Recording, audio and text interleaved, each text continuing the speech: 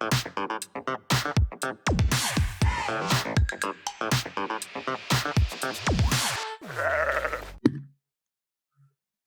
think it's on. Yeah. It says recording. This is true. And you're in a Zoom window, so it must be recording. Okay. Welcome to the randInt podcast. Yeah. That's your intro. You can Let me have a go. Well, welcome to the randInt Chandra podcast. This time from a TV box and a video box. Yep. Special edition via Zoom today. This is going to be what the future episodes are going to be like. This is actually like the proper episode of randInt, really. True. This is true. It's all about a global work, work from home as opposed to work from friend's couch. So, yes, it makes podcasting easier though. This is true. Well, today's minisode is going to be something a little different. We're going to try to do an Eli 5. So basically, which is called Explain It Like It's 5. So we're going to do 5, like I'm 5 in 5 minutes as well, just to put a timer on it. Not to take too long, but we're going to take a concept or a topic and try to explain it like you're 5 years old. So the first thing we've got here is about short selling. So I'm going to do that one. And you guys might have come across on the news recently how... Hang on. Let me put on a timer. Well, I've got a timer here. We're good to go. Oh, okay. There's a clock. It's a computer. You can't see it. So here, it's a 5-minute timer. It's on. Go. All right. The timer is running out. So you might have seen recently there was some action with GameStop and how there was a whole bunch of people who were trying to, fight people who are short selling stocks. And you might have been wondering what that is all about. So I'm going to explain what short selling is, so then I can explain a little bit more about that. So the whole concept of short selling is, let's just say you have some stocks and you think the price is going to go down and you want to try to make some money because you think, that stock's going to be less valuable. Normally, you buy a stock and then you sell it later, and so then you make a profit. Now, to imagine how short selling works, let's just say that we're talking about Pokemon cards instead. Now, Rafi has some very extensive Pokemon card collection. He's got some very expensive Pokemon cards too. Now, I know that they're about to release a whole bunch more Pokemon cards, which are going to make a specific one worth a lot less than what it's worth today. All right, so let's say they're worth $100 now.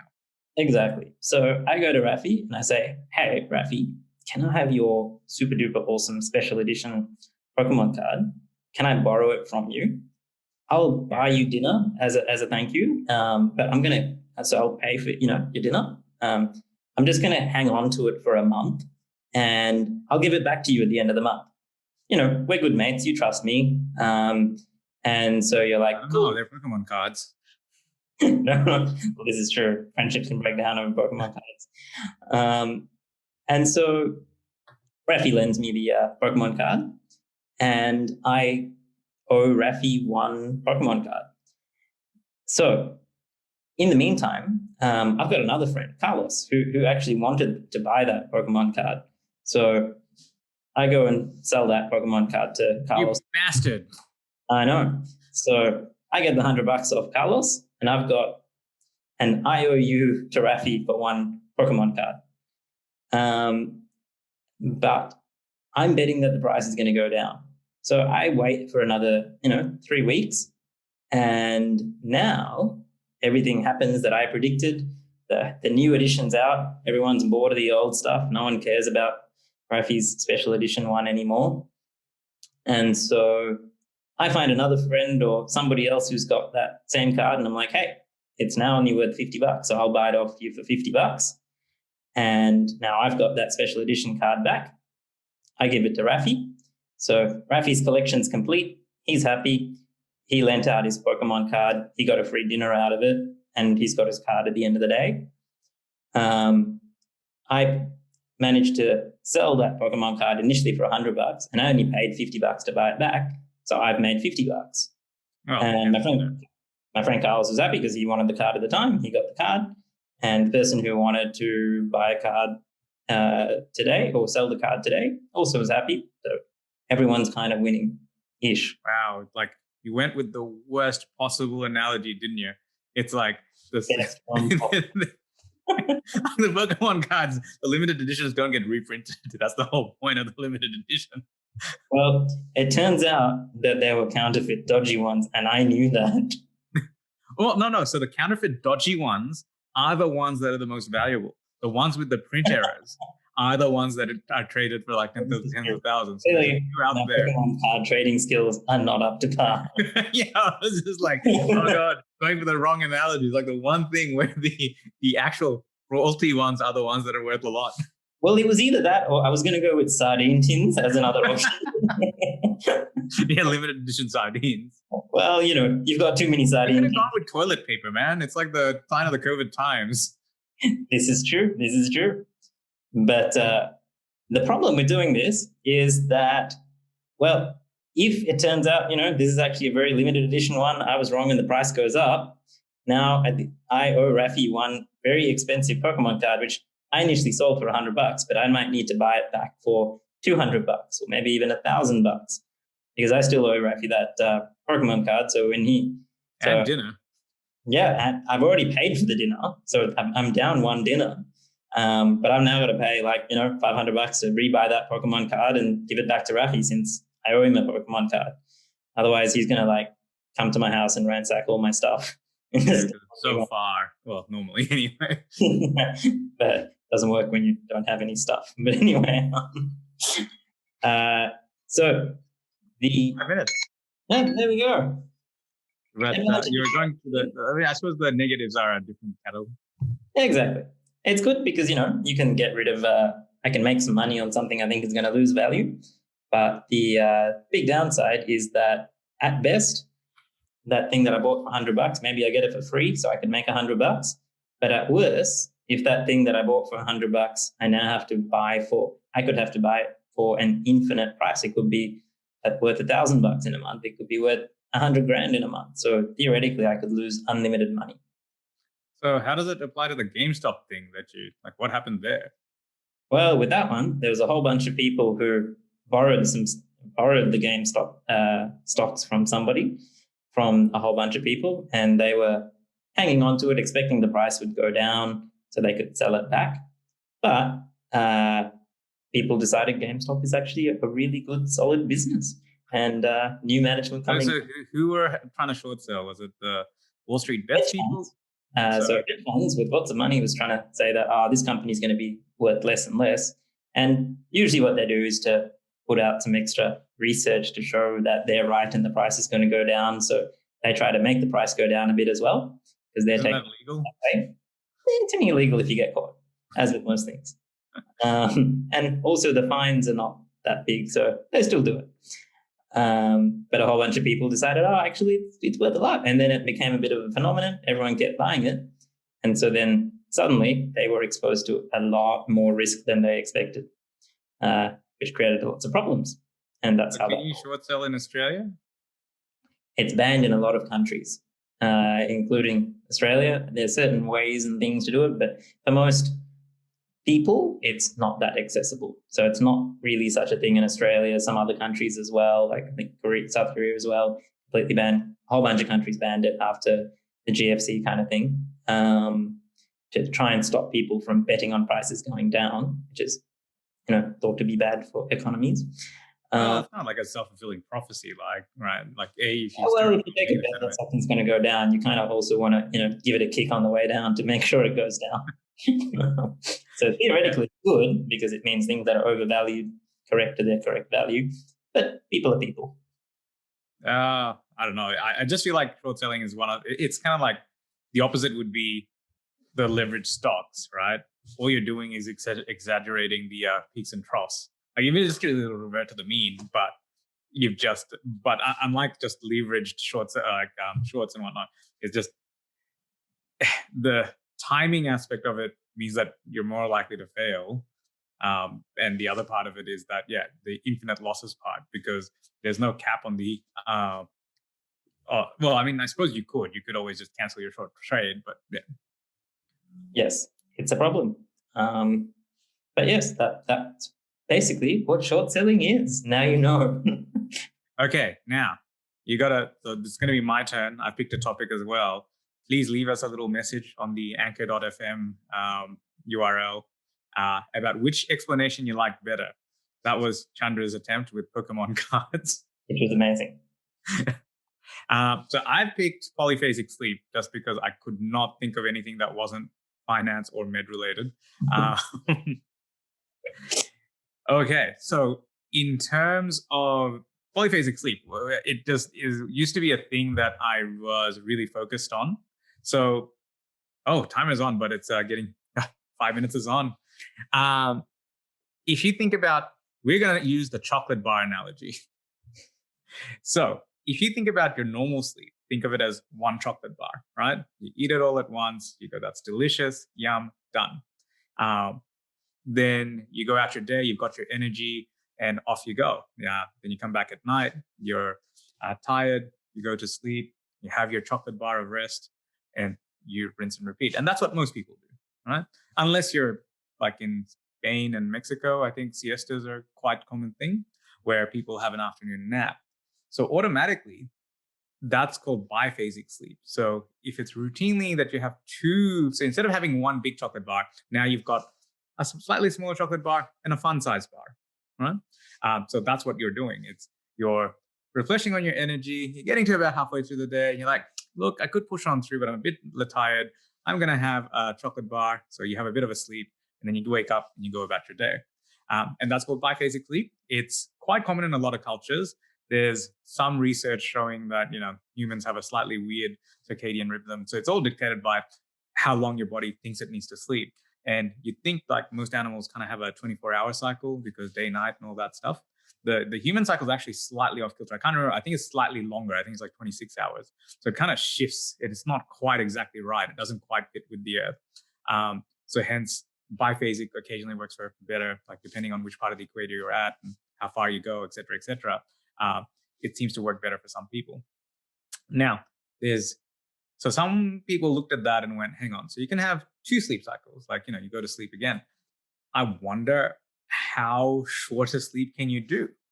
So the entire point of this is if you actually split the sleep cycle from one big chocolate bar into mini bars, in total, you can have yummy chocolate, aka restfulness, but you need far less sleep than what a full chocolate bar would be worth. So instead of needing full 8 hours, you might be able to get away with about 4-ish hours in total or less, right?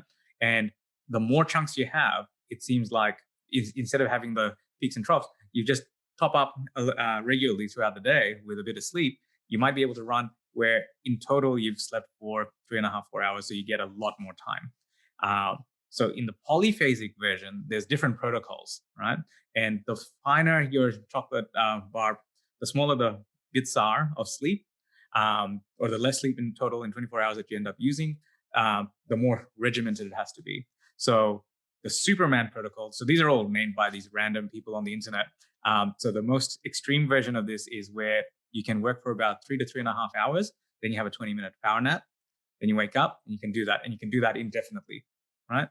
And in total, if you package all that up, it works out to be about 3 hours sleep. So you essentially, instead of having like, your standard 16-hour day where 8 hours sleep plus 16 hours equals your 24, you're going to get far, far more hours in the day. So like, what's that, 21 hours to actually work on something.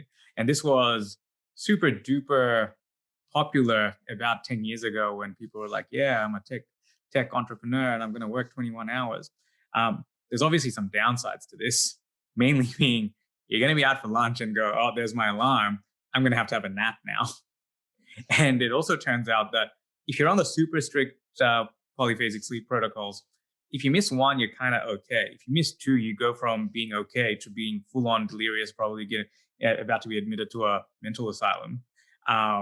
So, and as the blocks start to build up, if you can't get your sleep in, you start to very rapidly go down because your body has basically got no buffer for tiredness.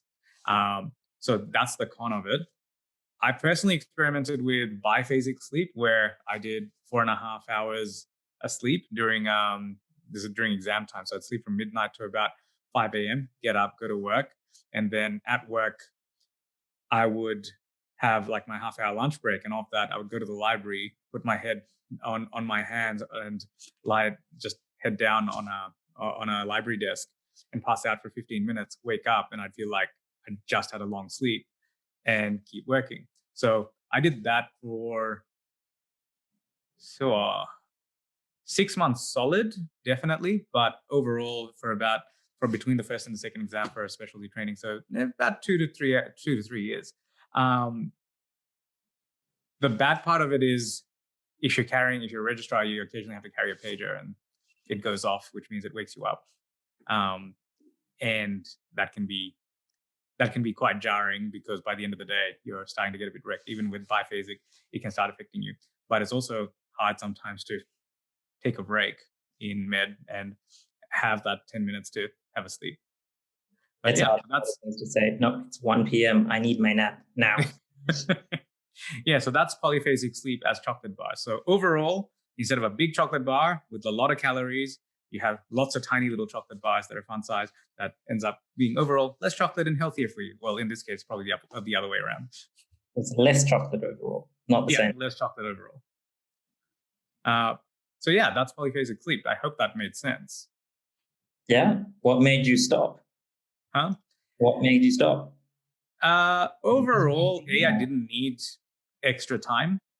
Like, after a while, you can have all the time you want, unless you.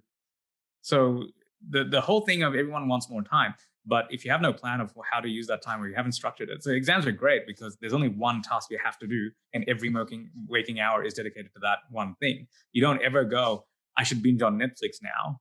Like, I put it on, but it's only because my brain's being fried, and I felt guilty about it even though I couldn't do anything. But it's just random noise to get me through until I feel productive again, sort of a thing, or I've had my next sleep.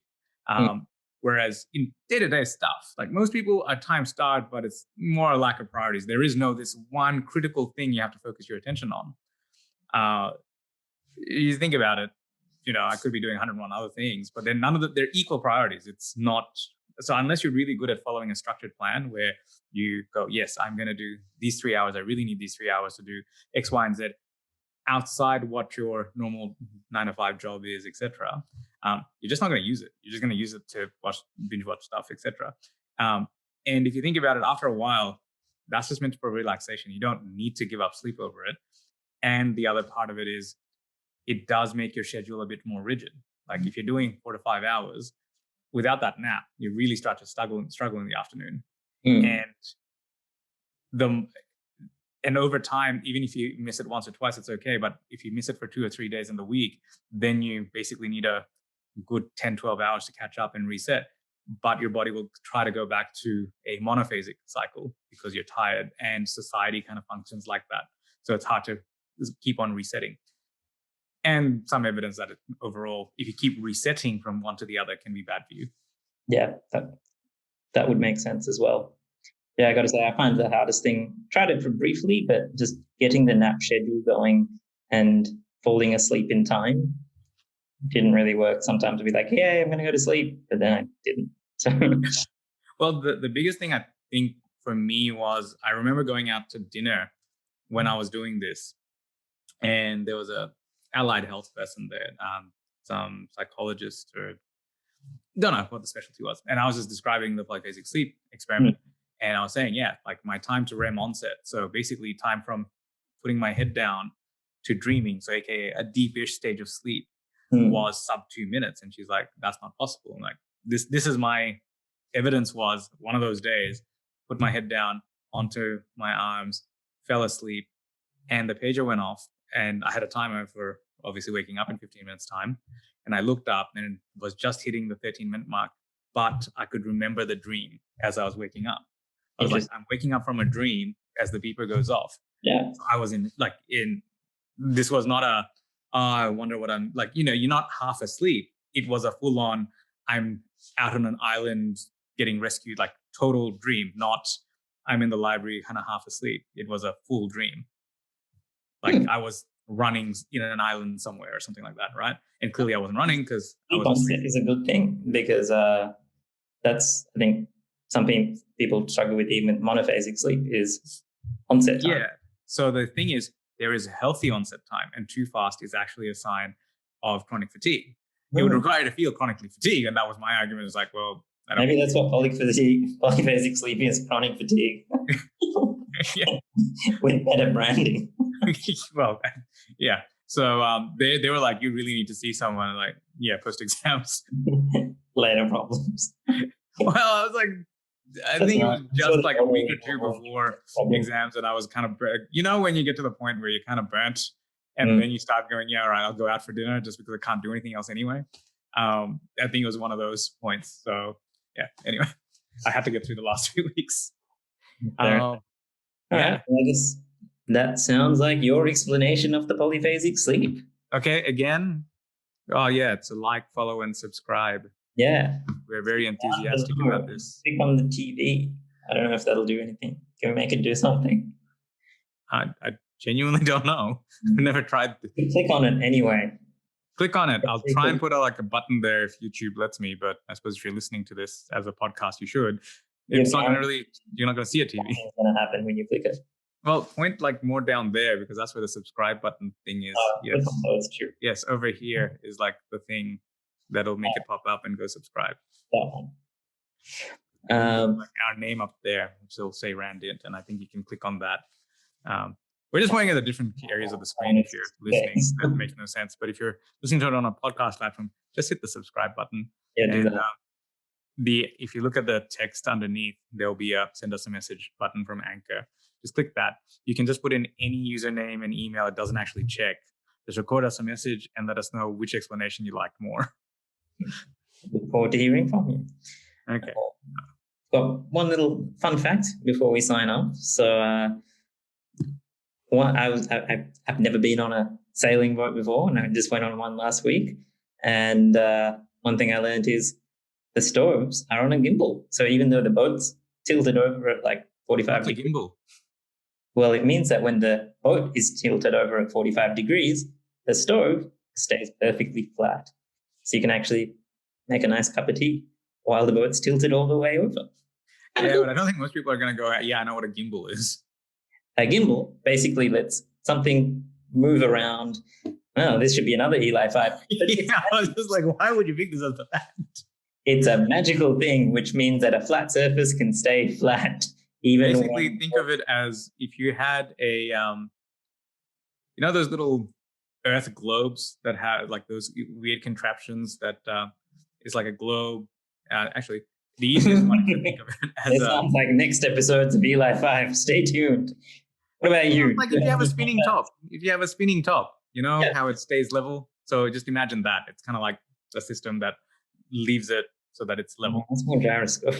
It is a gyroscope, but I'm going with a powered gimbal. Like these are remember the old-fashioned ones that used to be on Hellos, the gyro gimbals? Think of it like a really cool selfie stick, but when you move your selfie stick around, you stay on, the horizon stays level.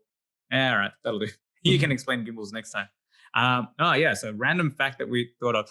I was visiting apartments today, and like the one I live in, there's two separate entrances, one for the high rise and one for the low rise. So AKA the cheaper apartments have one entrance and the more expensive apartments have another entrance.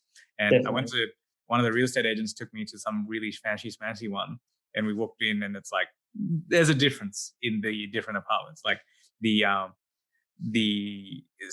area where you sit down and wait for people to come pick you up is like super grand. It has this water features with like spinning the tornadoes in the water. I was like, wow, okay. And on the other side, there's like barely a couch.